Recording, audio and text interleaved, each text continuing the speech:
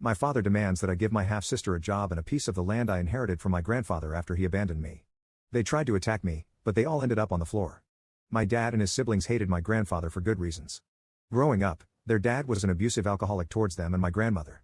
When she died, my dad and his siblings all left home when they turned 18 and never returned. Except for my dad, none of them ever spoke to him again. My dad spoke to my grandfather twice after leaving home. I was 8 at my mom's funeral when I first met my grandfather.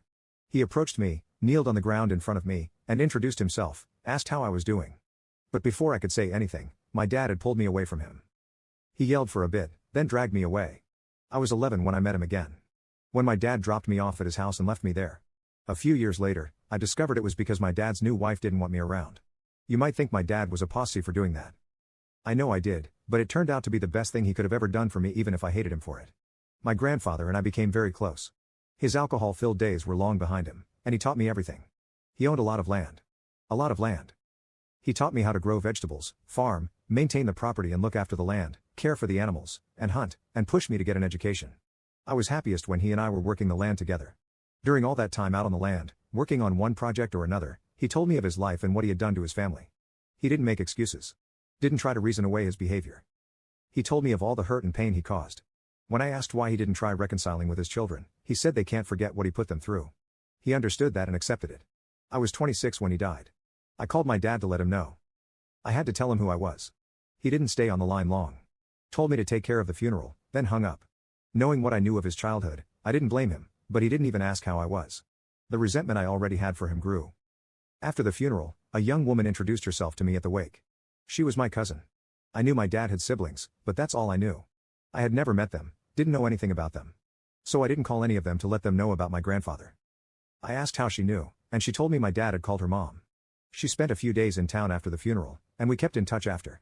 We became and still are really close. A couple of years later, when she said she was moving into town, I gave her an acre of land. She, her husband, and their kids still live there today. My grandfather left me everything.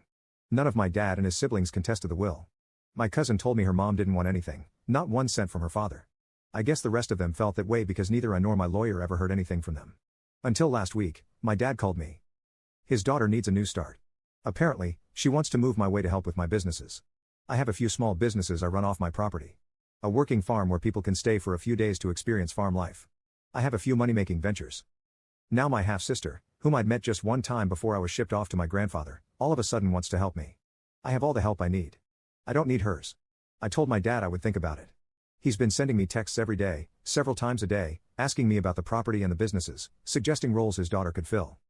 Telling me that the family looks out for each other and sticks together. Telling me my grandfather owes him. Telling me what land I should give his daughter to set her up, and what land would be best for her and her husband when they visit. Whenever I see Dad pop up on my screen, I want to smash my phone. My anger and resentment are directed at my dad, not his daughter, but I still don't want her here. She's a stranger to me. All my grandfather left me is mine now, and I don't owe any of them anything. My cousin and her husband are on my side and say if it were up to them, they would tell my dad and his daughter to get lost because they have never made an effort to be family with me or even call to say hi. I know they're right. What they say is true. Update. I asked a close friend, a local cop, if he could find out if my dad still lived in the same place. Then I asked how to go about getting a trespass order. That was pretty simple.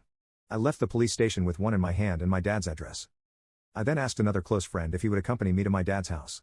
Because as far as I knew, that was where my half-sister lived. We set off to see my half-sister. It took us about 10 hours to drive there. I decided to drive instead of fly because I needed that time to order my thoughts. We showed up unannounced. We could hear a woman screaming inside from the curbside. She was not screaming like she was in trouble. She was screaming at someone. My friend told me to pull my phone out and start recording. I'm glad he thought of that. Dad answered the door. He thought we were Jehovah's Witnesses. Told us to F off and tried to close the door in our faces. My friend put his hand on the door to stop him. I said Dad, and he took a second, then a third look. I cannot explain the change that came over him when he realized it was me. His whole demeanor went from "for you to dare come to my door" to "ka-ching." He invited us in, then ran out of sight. The yelling stopped quickly, and he returned with his wife a minute later. She was all smiles. Big smiles with a big welcoming hug. The smile made my skin crawl, and the hug made me wish for plenty of soap and hot water. They told us to sit and asked if we wanted anything. Coffee, Pepsi, juice. I wanted water because my mouth and throat were suddenly dry, but we declined their offer of refreshments. We sat for a few minutes, making small talk, and then I asked where my sister was. Dad's wife turned her head and ordered someone standing out of sight to call your sister. I wasn't prepared for more than one sister, and I was not prepared for a brother. My friend could see I was struggling, so he asked questions about my half-sister. What does she do? Does she live close by? Oh, she lives at home? What work experience does she have? Has she worked with beef cows? Dairy cows? Are there any farm animals? Does she have any farm experience at all? What kind of work experience does she have? You see, there was a reason I asked this particular friend to accompany me and a reason he was asking those questions. Less than a half hour later, two girls walk in. They were obviously sisters. I did not get good vibes from them at all. The younger one walked around the corner, and we could hear her telling the brother that she was hungry and to make her something to eat. A sandwich for God's sake. The older one came in and sat next to her mother. She lounged in her seat like it was a throne and she was the queen. Judging by the look on her mother's face, she was raised to believe that. She looked at my friend, dismissed him, then at me and smirked. She said, "So you're the bitch that's going to set me up." She stated that like it was already a done deal. I said not me. I looked at my friend, and he said no, that he was not taking her on. 2 or 3 seconds passed before Dad's wife asked what we meant. I told them I had no positions available and wasn't taking any new employees, but my friend was looking for farmhands. He then said he was no longer looking here. She then asked what about the land? My friend said the job came with a 2-bedroom cottage at reduced rent, but the role was no longer available. Then everything exploded. There were accusations of lording it over them, being a stuck-up bitch, thinking I was better than them, that I owe them, that I was a greedy gold digger, that I was probably spreading my legs for the old man before he died, that they always knew I was defective. My dad's wife tried to attack me, but I held my arm up, caught her face in my hand, and shoved her back. She flipped backward over the arm of the couch. My dad then tried to attack me, and my friend got between us, gut-punched him, and he ended up on the floor. Then my spoiled half-sister tried to defend her dad by attacking my friend and got a punch to the jaw for her effort. She, too, ended up on the floor. I pulled out the trespass order, dropped it beside my dad, told them what it was, and then made our way to the door. On our way out, we saw the other sister standing there in shock, but she barely registered.